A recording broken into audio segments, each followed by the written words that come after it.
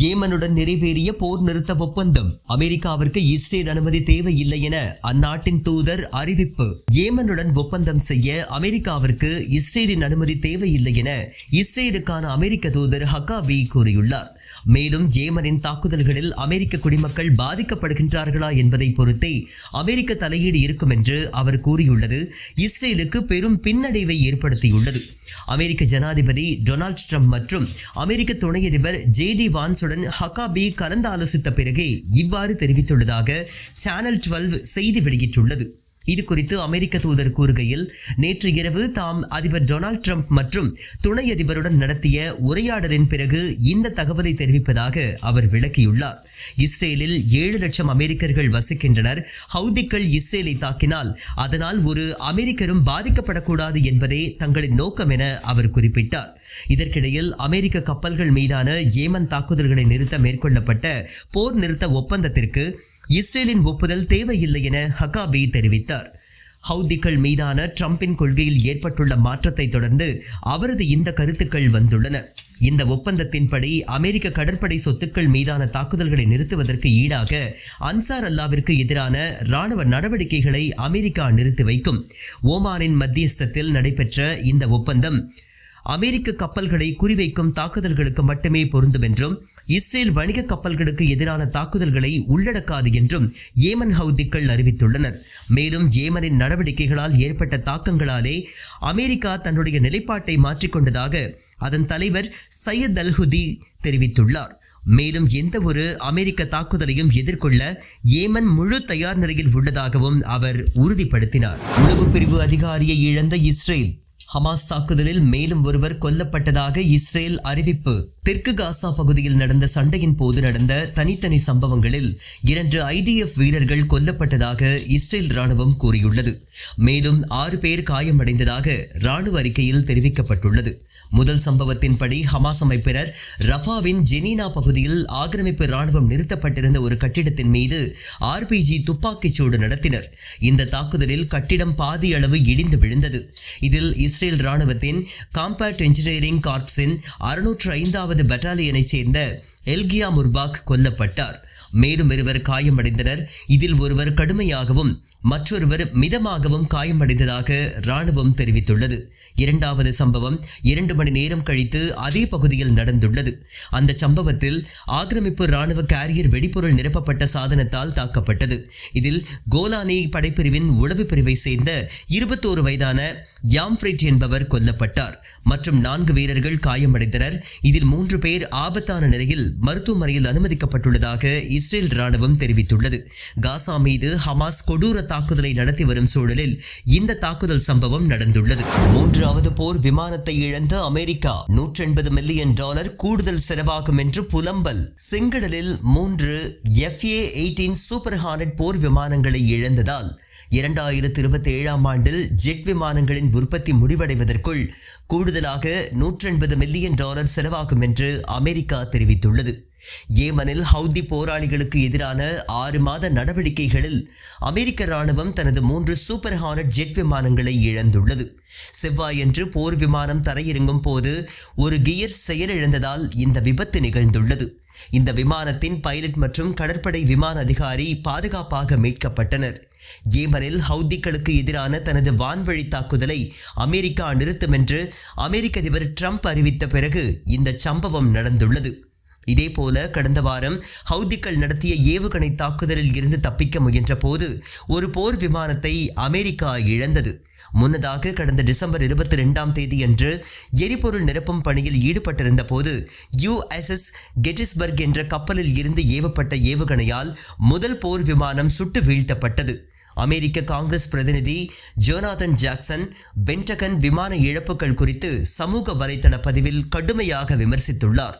2009ஆம் ஆண்டு Lockheed S3 விமானங்களின் ஓய்வுக்கு பிறகு இந்த வகை விமானங்கள் பெரும்பாலும் விமான பிரிவில் உள்ள மற்ற விமானங்களுக்கு டேங்கர்களாக பயன்படுத்தப்பட்டு வருகின்றன.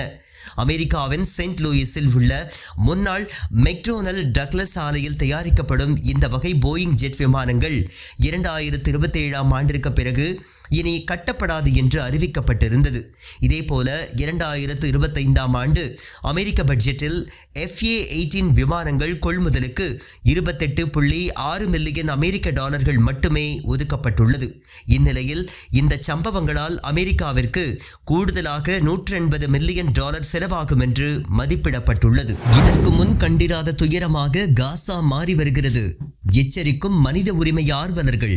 இடைவிடாத குண்டு வீச்சுகளால் காசா ரத்தம் சிந்துவதை உலகம் அமைதியாக பார்த்து கொண்டிருப்பதாக மனித உரிமை ஆர்வலர்கள் கவலை தெரிவித்துள்ளனர். காசாவில் மோசமடைந்து வரும் மனிதாபிமான பேரழிவிற்கு மத்தியில் காசா முழுவதும் வீடுகள், முகாம்கள் மற்றும் பொது இடங்களில் இஸ்ரேல் நடத்திய தாக்குதலில் 24 மணி நேரத்தில் மட்டும் 100க்கும் மேற்பட்ட பாலஸ்தீனியர்கள் கொல்லப்பட்டுள்ளனர். காசா பகுதியில் இஸ்ரேல் தாக்குதலை தீவிரப்படுத்துவதால் இறப்பு எண்ணிக்கை வேகமாக அதிகரித்து வருகின்றது. காசா சுகாதார அமைச்சகத்தின் கூற்றுப்படி 24 மணி நேரத்தில் மட்டும் குறைந்தது 106 பாலஸ்தீனியர்கள் கொல்லப்பட்டுள்ளனர். மேலும் 367 பேர் காயமடைந்துள்ளனர். அக்டோபர் 7, 2023 முதல் இதுவரை கொல்லப்பட்ட பாலஸ்தீனியர்களின் எண்ணிக்கை 52,760 தாண்டியுள்ளது. மேலும் 1,19,000க்கும் மேற்பட்டோர் காயமடைந்துள்ளனர். அதே நேரத்தில் தொடர்ச்சியான குண்டுவீச்சுகளால் பாதிக்கப்பட்ட பலர் இடிபாடுகளுக்கு அடியில் சிக்கி இருப்பதாக சிவில் பாதுகாப்பு குழுக்கள் தெரிவித்துள்ளன. சமீபத்திய தாக்குதல்கள் பொதுமக்கள் அதிகம் கூடும் இடங்களை நோக்கமாக கொண்டுள்ளதாக சமூக ஆர்வலர்கள் குற்றம் சாட்டுகின்றனர்.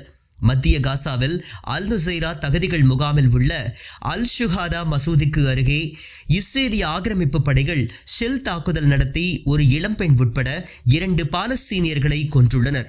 இதில் குறைந்தது 30 பேர் காயமடைந்துள்ளதாக அல் அவ்தா மருத்துவமனை தெரிவித்துள்ளது. அருகில் உள்ள ஒரு வணிக தளத்தை குறிவைத்து நடத்தப்பட்ட ட்ரோன் தாக்குதலில் மேலும் 4 பாலஸ்தீனியர்கள் கொல்லப்பட்டதாக அல் மயாதின் நிருபர் தெரிவித்துள்ளார். கான் யூனிஸில் ஆபாசன் அல் கபீராவில் உள்ள குதேக் சுற்றுப்புறத்தில் இஸ்ரேல் போர் விமானங்கள் பல வான்வழி தாக்குதல்களை நடத்தின. மோட்டார் சைக்கிள் மீது நடத்தப்பட்ட ஒரு தாக்குதலில் ஒருவர் கொல்லப்பட்டார் மற்றும் 2 பேர் காயமடைந்துள்ளனர். இடம்பெயர்ந்த குடும்பங்கள் தங்கியிருந்த தற்காலிக கூடாரங்கள் மீது நேரடி தாக்குதல்கள் உட்பட அந்த பகுதி முழுவதும் பீரங்கி தாக்குதல்கள் மற்றும் துப்பாக்கிச் சூடுகள் நடந்ததாக அப்பகுதி மக்கள் தெரிவித்துள்ளனர். இந்த தாக்குதலில் ஒரு குழந்தை கொல்லப்பட்டது உறுதி செய்யப்பட்டுள்ளது. அதே நேரத்தில் பெய்ட் லஹியாவில் உள்ள தல் அல் ரஃபி பள்ளிக்கு அருகிலுள்ள ஒரு வீட்டின் மீது நடத்தப்பட்ட ட்ரோன் தாக்குதலில் 5 பேர் கொல்லப்பட்டனர். மார்ச் 18, 2025 முதல் காசாவில் 2651 பாலஸ்தீனியர்கள் கொல்லப்பட்டதாகவும் 7223 பேர் காயமடைந்ததாகவும் சுகாதார அதிகாரிகள் பதிவு செய்துள்ளனர். காசாவில் நிலைமை முழுமையாக கவலைக்குரியதாக மாறி வருவதாக மனிதாபிமான அமைப்புகள் எச்சரித்துள்ளன. இது இதற்கு முன் பார்த்திராத ஒரு கொடூரம் என UNRWA ஊழியர் ஒருவர் காசாவிலிருந்து சமீபத்தில் அனுப்பிய செய்தியில் கூறியுள்ளார். இஸ்ரேல் ஆக்கிரமிப்பு படையால் தெற்கு காசா நகரத்தின் 80% தரைமட்டமாக்கப்பட்டு விட்டது. தெற்கு காசாவில் இடம்பெயர்ந்த பாலஸ்தீனியர்களுக்கு ஒரு காலத்தில் நெரிசலான புகலிடமாக இருந்த ரஃபா இப்போது இடிபாடுகளால் மூடப்பட்டுள்ளது. நான் இஸ்ரேலை ஆதரித்து தவறு செய்து விட்டேன். மன்னிப்பு கேட்ட இங்கிலாந்து MP. இஸ்ரேல் குறித்து இதுவரை நான் தவறாக புரிந்து கொண்டதாக பிரிட்டிஷ் MP ஒப்புக்கொண்டு இஸ்ரேலுக்கான ஆதரவை திரும்ப பெற்றுக் கொண்டார். 2005 முதல் மேற்கு இங்கிலாந்தில் உள்ள தி ரெகின் பகுதியை சேர்ந்த MP-யான மார்க் பிரிட்சாட் என்பவர் 20 ஆண்டுகளுக்கும் மேலாக இஸ்ரேலை ஆதரித்து வருகின்றார். காசா பகுதியில் இஸ்ரேலிய ஆக்கிரமிப்பு கொடூர தாக்குதலை நடத்தி வரும் நிலையில் இஸ்ரேலுக்கான தனது நீண்ட கால ஆதரவை வாபஸ் பெறுவதாக அவர் கூறியுள்ளார். மேலும் தான் தவறு செய்துவிட்டதாகவும் ஒப்புக்கொண்டுள்ளார். செவ்வாயன்று இங்கிலாந்தின் பொதுமன்றத்தில் பேசிய அவர் 20 ஆண்டுகளுக்கும் மேலாக தான் இஸ்ரேலை ஆதரித்து வருவதாகவும் எந்த நிலையிலும் அவர்களை ஆதரித்ததாகவும் கூறினார். ஆனால் நான் தவறு செய்தேன் என்று சொல்ல விரும்புகின்றேன். காசாவில் உள்ள பாலஸ்தீன மக்களுக்கு இஸ்ரேல் செய்து வரும் செயல்களுக்கு நான் கண்டனம் தெரிவிக்கின்றேன் என அவர் தெரிவித்தார். காசாவில் தடுத்து வைக்கப்பட்டுள்ள இஸ்ரேலிய கைதிகள் விடுவிக்கப்பட வேண்டும் என்றும் யூத மக்கள் நிம்மதியாக வாழ்வதற்கு உரிமை உள்ளதாக தெரிவித்த அவர் பாலஸ்தீன மக்களுக்கும் அவ்வாறே வாழ்வதற்கு உரிமை உள்ளதாக கூறினார். வரலாற்றில் மக்கள் திரும்பி பார்க்கும் தருணம் இது.